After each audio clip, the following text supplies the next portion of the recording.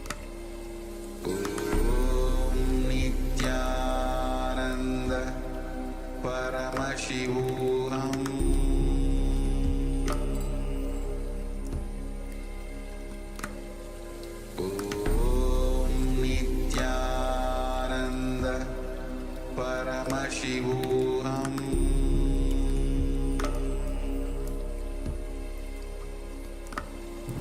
Om Nithyananda Paramashivoham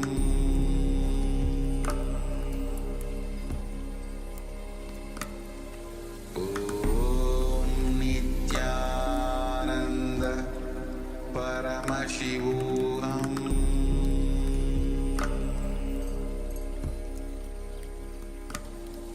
Om Nithyananda Paramashivoham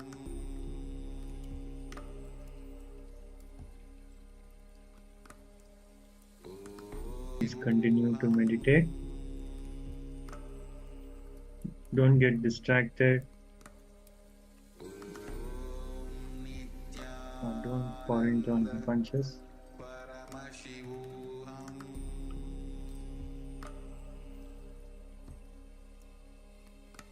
Keep yourself aware of what is happening and focus on the third eye and keep chanting the Mahavakya.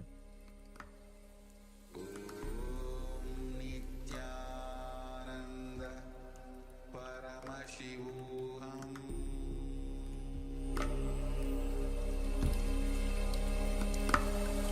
Om Nithyananda Paramashivoham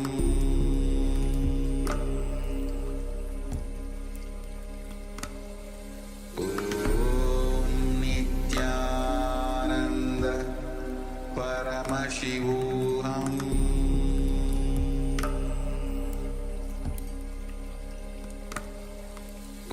Om Nithyananda Paramashivoham Om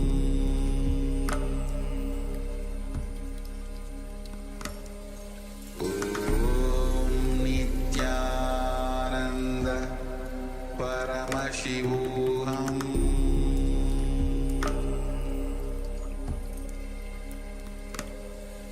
Om Nithyananda Paramashivoham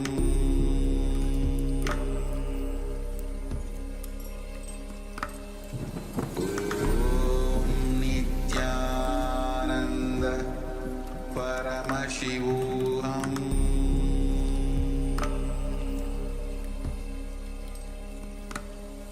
Om Nithyananda Paramashivoham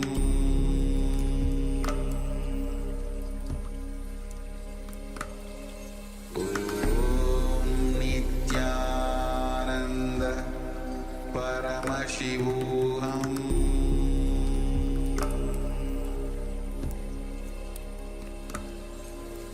Om Nithyananda Paramashivoham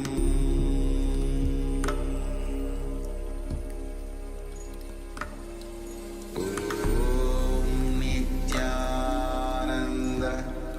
Paramashivoham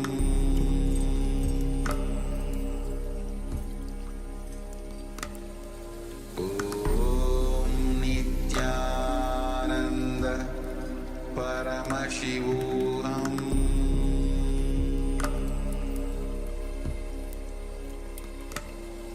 Om Nithyananda Paramashivoham